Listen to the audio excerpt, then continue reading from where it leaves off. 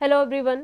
आज है 11 दिसंबर और आज के इस वीडियो में हम 11 दिसंबर से बनने वाले करंट अफेयर के सभी इंपॉर्टेंट क्वेश्चन का डिस्कशन करेंगे। इसके पहले कल की क्लास में हमने देखा था कि अभी हाल ही में men's under 19 cricket Asia cup का जो टाइटल है बांग्लादेश ने जीता भारत को हरा करके। महाराष्ट्र विधानसभा के जो नए अध्यक्ष बने हैं राहुल नार्वेकर बने हैं।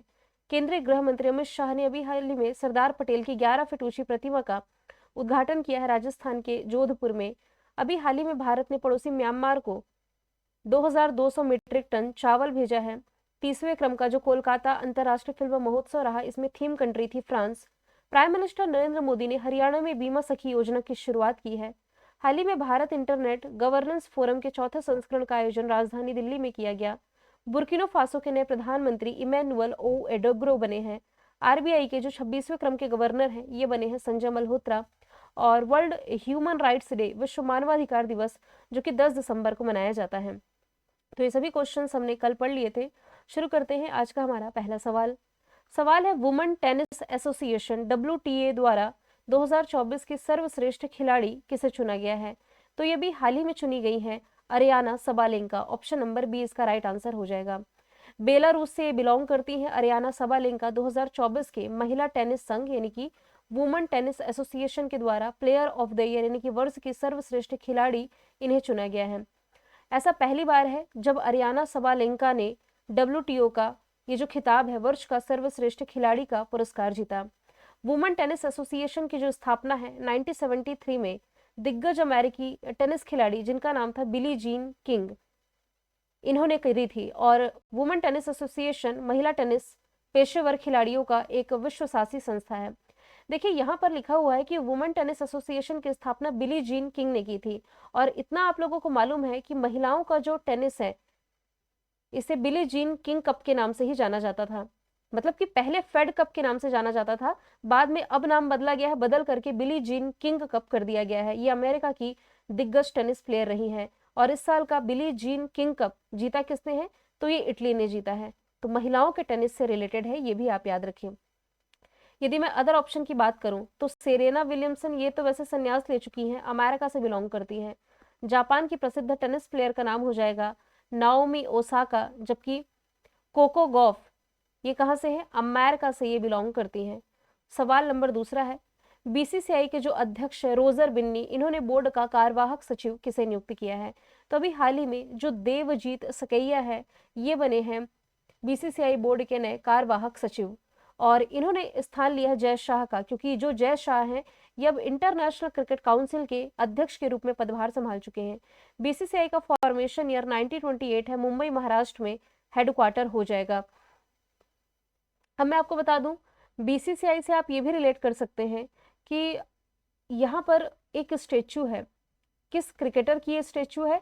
सचिन तेंदुलकर की।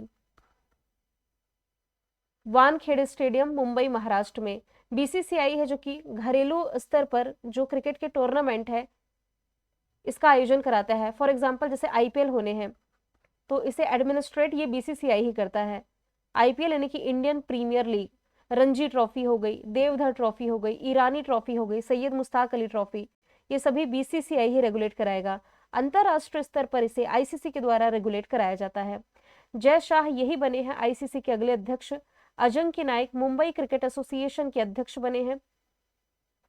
जबकि यदि मैं बात करूं शम्मी सिल्वा की, तो एशियाई क्रिकेट काउंसिल के ये अध्यक्ष बन गए हैं। सवाल नंबर तीसरा है, यूनिसेफ दिवस 2024 ये मनाया कब गया? तो यूनिसेफ डे जो कि मनाया जाता है 11 दिसंबर को। ऑप्शन डी इसका राइट आंसर हो जाएगा। माफ कीजिएगा, इसे मैं करेक्ट कर दूंगी। 11 दिसंबर यूनिसेफ डे। 1946 में यूनिसेफ की स्थापना की गई थी, क्योंकि 1945 तक जो सेकेंड वर्ल्ड वॉर चल रहा था, इस वर्ल्ड वॉर के दौरान ऐसे बच्चे जो अनाथ हो गए हैं इनके वेलफेयर के लिए संयुक्त राष्ट्र अंतर्राष्ट्रीय बाल आपातकालीन कोष यानी कि इसी यूनिसेफ की स्थापना की गई थी। इस साल इसकी 78वीं वर्षगांठ मनाई गई है। और इसका मुख्यालय कहाँ हो जाएगा? न्यूयॉर्क अमेरिका में। कैथरीन रशेल वर्तमान में इसकी कार्यकारी निदेशक हो जाएंगी। यूनिसेफ इंडिया के जो ब्रांड एम्बेसडर है, याद रखें, ये हो जाएंगी करीना कपूर खान। कौन हो जाएंगी? करीना कपूर खान। ये नेशनल एम्बेसडर है यानी कि भारत की। चलते हैं सवाल नंबर चौथे की तरफ। Badminton world federation super 100 Guwahati master 2024 badminton एकल का खिताब किसने जीता है? तो ये भी हाल ही में जीत लिया है सतीश करुणाकरण ने। ऑप्शन नंबर बी इसका राइट आंसर हो जाएगा। भारत के बैडमिंटन खिलाड़ी हैं सतीश करुणाकरण। इन्होंने badminton world federation super 100 Guwahati masters 2024 badminton का ये जो पुरुषों का एकल खिताब रहा था ये अपने नाम किया है। और ये जो प्रतियोगिता थी 3 से 8 दिसंबर तक असम के गुवाहाटी में आयोजित की गई। ये वही गुवाहाटी है जिसने कि इस साल खेलो इंडिया यूनिवर्सिटी गेम्स होस्ट किया था, जिसका चौथा एडिशन था। इसका शुभंकर था अष्टलक्ष्मी, टॉप पर चंडीगढ़ यूनिवर्सिटी रही थी। लक्ष्य सेन की यदि मैं बात करूं तो अभी हाल ही में ये दिसंबर महीने के ही करंट अफेयर में मैंने पढ़ाया है आप लोगों को, सैयद मोदी इंटरनेशनल बैडमिंटन प्रतियोगिता, इसमें पुरुष वर्ग का खिताब है जो कि लक्ष्य सेन ने जीता है, जबकि महिला वर्ग का खिताब पीवी सिंधु ने जीता था। चिराग शेट्टी, सात्विक साईराज, ये दोनों भी बैडमिंटन से रिलेटेड हैं। इस साल का जो मेजर ध्यानचंद खेल रत्न अवार्ड है 2023 का था, 2024 में दिया गया प्रेसिडेंट द्रौपदी मुर्मू जी के द्वारा। इन दोनों का नाम याद रखें। कल्याणी मैम ऑफिशियल, ये है मेरे एप्लीकेशन का नाम। आप डायरेक्ट प्ले स्टोर में जाकर के नाम सर्च करके डाउनलोड कर सकते हैं, यह लिंक आपको डिस्क्रिप्शन बॉक्स में मिल जाएगी। अभी आपको जो नवंबर महीने की करंट अफेयर प्रोवाइड कराई गई थी यूट्यूब पर, इसकी पीडीएफ ऐप पर अपडेट कर दी गई है, आप चाहें तो वहां से डाउनलोड कर सकते हैं। दिसंबर 2024 में किस राज्य के पूर्व मुख्यमंत्री और केंद्रीय मंत्री एस एम कृष्णा का 92 की उम्र में निधन हुआ? तो ये कर्नाटक के पूर्व मुख्यमंत्री रहे थे, नाम था एस एम कृष्णा। ये 1999 से यानी कि 1999 से वर्ष 2004 तक कर्नाटक के मुख्यमंत्री और 2004 से 8 तक महाराष्ट्र के राज्यपाल के रूप में काम किए हैं। कर्नाटक की राजधानी बैंगलोर, मुख्यमंत्री सिद्धारमैया, राज्यपाल थावरचंद गहलोत है। नेशनल पार्क में अंसी कुद्रेमुख, नागरहोल, बन्नरघट्टा। यहाँ भी हाल ही में रामनगर जिले का नाम बदल करके बैंगलोर दक्षिण किया गया। दुनिया का सबसे लंबा रेलवे प्लेटफॉर्म 1507 मीटर लंबा यहीं पर है। प्राइवेट नौकरियों में 50 से 75% कन्नड़ लोगों को शामिल करने का निर्देश यहाँ दिया गया है। बेंगलुरु में भारत की सबसे बड़ी तेंदुआ सफारी जनता के लिए खोली गई। सुत्तूर यात्रा महोत्सव का आयोजन यहीं किया गया। भारत ने स्वदेशी high speed flying wing UAV यानी कि अनमैन्ड एरियल व्हीकल का सफल परीक्षण यही किया। नंबा कंबाला जो कि बैल भैंस दौड़ प्रतियोगिता है, कर्नाटक में इसका आयोजन किया गया।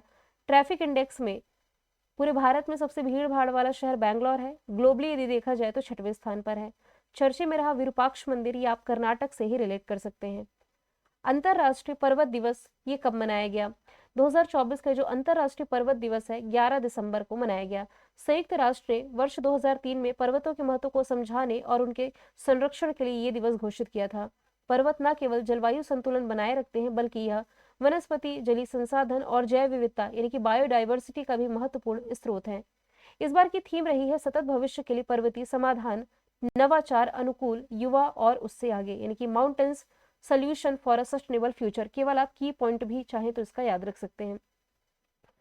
दिसंबर महीने में वर्ल्ड एड्स डे और बीएसएफ ने अपना स्थापना दिवस मनाया है। 2 दिसंबर है राष्ट्रीय प्रदूषण नियंत्रण दिवस, अंतर्राष्ट्रीय गुलामी उन्मूलन दिवस, कंप्यूटर साक्षरता दिवस। 3 दिसंबर है विश्व दिव्यांग दिवस। 4 दिसंबर है इंडियन नेवी डे। 5 दिसंबर अंतर्राष्ट्रीय स्वयंसेवक दिवस और विश्व मृदा दिवस। बोधि दिवस है 8 दिसंबर। 9 दिसंबर अंतर्राष्ट्रीय भ्रष्टाचार विरोधी दिवस। ह्यूमन राइट्स डे 10 दिसंबर को मनाया गया। 7वें नंबर का सवाल है, हाल ही में यूनेस्को हेरिटेज पुरस्कार से किसे सम्मानित किया गया है? तो अभी हाल ही में जो अबत सहायरेश्वर मंदिर है और बीजेपीसीआई परियोजना, इन दोनों को ही यूनेस्को हेरिटेज पुरस्कार से सम्मानित किया गया है। ये जो अबत सहायरेश्वर मंदिर है ये कहाँ पर है? तमिलनाडु का है। तमिलनाडु के थुक्काची में स्थित ये जो टेम्पल है अबत सहायेश्वर मंदिर संरक्षण परियोजना और जो बीजेपीसीआई संरक्षण परियोजना है ये है महाराष्ट्र के मुंबई में। इन्हें अभी हाल ही में सांस्कृतिक विरासत संरक्षण के लिए यूनेस्को के एशिया पैसिफिक या एशिया प्रशांत पुरस्कार 2024 से सम्मानित किया गया है। इस पुरस्कार की स्थापना यूनेस्को ने की थी वर्ष 2000 में। ये पुरस्कार एशिया और प्रशांत क्षेत्र में व्यक्तियों और संगठनों द्वारा विरासत मूल्य की संरचनाओं और इमारतों को बहाल करने में, संरक्षित करने में और बदलने का प्रयासों को मान्यता देता है। यूनेस्को की स्थापना ये की गई थी 1945 में। पेरिस फ्रांस में मुख्यालय ऑद्रे अजौले प्रमुख है। यूनेस्को में शामिल भारत के 43 स्थल हैं और 43वें नंबर का स्थल ये बना है असम का मोइदम्स। ठीक है, तो बोथ हैंड भी राइट आंसर हो जाएगा। यूनेस्को में शामिल 43वां स्थल असम का मोइदम्स है। सवाल नंबर 8वां है, भारत का पहला हाइपर लूप टेस्टिंग ट्रैक ये किस संस्थान ने विकसित किया है? तो आईआईटी मद्रास के द्वारा भारत का पहला हाइपरलूप टेस्टिंग ट्रैक है जो कि ये विकसित किया गया है। आईआईटी मद्रास के कैंपस में बना है। इसकी जो लंबाई है ये 410 मीटर है।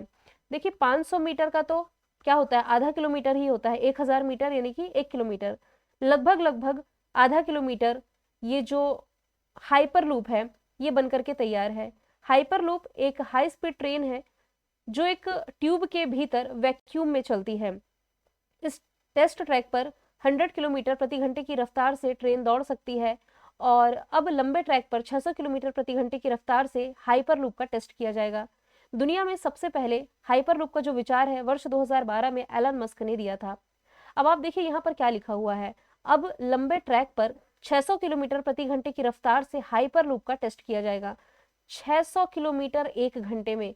जब हाइपरलूप परियोजना चर्चे में आई थी तभी मैंने आप लोगों को बताया था कि भाई एक ट्यूब दिख रहा है, इसके अंदर जो वैक्यूम है, मतलब कि इतनी स्पीड से यहाँ पर चीजें चलने वाली है। फॉर एग्जांपल जैसे कि भारत के सबसे ऊपर यदि आप देखें तो जम्मू कश्मीर है और नीचे में श्रीनगर की लोकेशन है। यहाँ मैंने क्या कहा, 600 किलोमीटर प्रति घंटे की रफ्तार से यहाँ चलेंगी, तो जम्मू कश्मीर से श्रीनगर पहुंचने में लगभग लगभग 2 घंटे का समय लगेगा।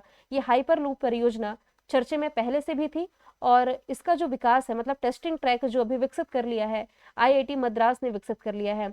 आईआईटी मद्रास जिसने भी हाल ही में जंजीबार तंजानिया में अपना कैंपस ओपन किया है, जबकि अबू धाबी में अपना कैंपस ओपन किया है आईआईटी दिल्ली ने। आईआईटी जम्मू की यदि बात की जाए तो आप करंट से रिलेट करें, आईआईटी जम्मू ने अभी हाल ही में sound based anti drone system विकसित किया था और भारत का पहला आर्टिफिशियल हार्ट यानी कि कृत्रिम हृदय है जो ये आईआईटी कानपुर के शोधकर्ताओं के द्वारा विकसित किया गया था। सवाल नंबर 9 है, अमेरिका का जो नेब्रास्का स्टेट कैपिटल है इसमें किस भारतीय महापुरुष की प्रतिमा का अनावरण किया गया। दिसंबर के महीने में महात्मा गांधी जी की जो प्रतिमा रही है ये नेब्रास्का स्टेट में उद्घाटन किया गया और 6 दिसंबर को महात्मा गांधी के स्मरण दिवस के रूप में भी यहाँ घोषित किया गया है। ये भारतीय वाणिज्य दूतावास के सिएटल क्षेत्राधिकार के तहत स्टेट कैपिटल में गांधी जी की पहली प्रतिमा है। सरदार पटेल की जो प्रतिमा है स्टेच्यू ऑफ यूनिटी, दुनिया की सबसे बड़ी प्रतिमा गुजरात के केवड़िया में है, लेकिन अभी अमित शाह जी ने जोधपुर में 11 फीट ऊंची प्रतिमा का उद्घाटन किया है। भीमराव अंबेडकर की जो दुनिया की सबसे ऊंची प्रतिमा है 125 फीट ऊंची, ये विजयवाड़ा आंध्र प्रदेश में इसी साल जनवरी के महीने में उद्घाटन किया गया था। लाल बहादुर शास्त्री और गांधी जयंती दोनों एक ही दिन मनाया जाता है 2 अक्टूबर को। और लास्ट का क्वेश्चन मैंने रिवीजन के रखा है, किस पड़ोसी देश ने चाइना के belt and road initiative framework पर समझौता किया है, तो ये पड़ोसी देश हो जाएगा नेपाल। हालांकि भारत इस चाइना की बीआरआई परियोजना से पहले ही बाहर हो चुका है। ये एक मेगा कनेक्टिविटी परियोजना है जो चाइना को दक्षिण पूर्व एशिया, मध्य एशिया, रशिया और यूरोप से कनेक्ट करती है। भारत वैसे तो इससे बाहर है, लेकिन चाइना और नेपाल ने इस परियोजना पर 2017 में समझौते किए थे। नेपाल की राजधानी काठमांडू, जहां पर आप सार्क का मुख्यालय पढ़ते हैं। करेंसी रुपया। President Ramchandra Paudel. Prime minister हो जाएंगे केपी शर्मा ओली। भूटान ने हाईएस्ट सिविलियन ऑनर से सम्मानित किया है प्राइम मिनिस्टर नरेंद्र मोदी को और भूटान में ही दुनिया का सबसे ऊंचा प्रतियोगी स्विमिंग पूल इसका उद्घाटन किया गया है। अभी हाल ही में करेंसी स्वैप फ्रेमवर्क पर समझौता किया गया है भारत मालदीव के बीच। श्रीलंका और भारत के बीच में पहली इंटरनेशनल क्रूज सर्विस शुरू होने जा रही है। मैंने कल आपसे पूछा था 5वीं बार बिली जीन किंग कप किसने जीता है, आंसर था इटली। आज का सवाल आपका है, भारत और किस देश के बीच द्विपक्षीय संयुक्त सैन्य अभ्यास हरिमो शक्ति का आयोजन किया गया, तो आंसर इसका जो भी आप कमेंट बॉक्स में बताइएगा। फिर हम मिलेंगे नेक्स्ट वीडियो में। Thank you so much.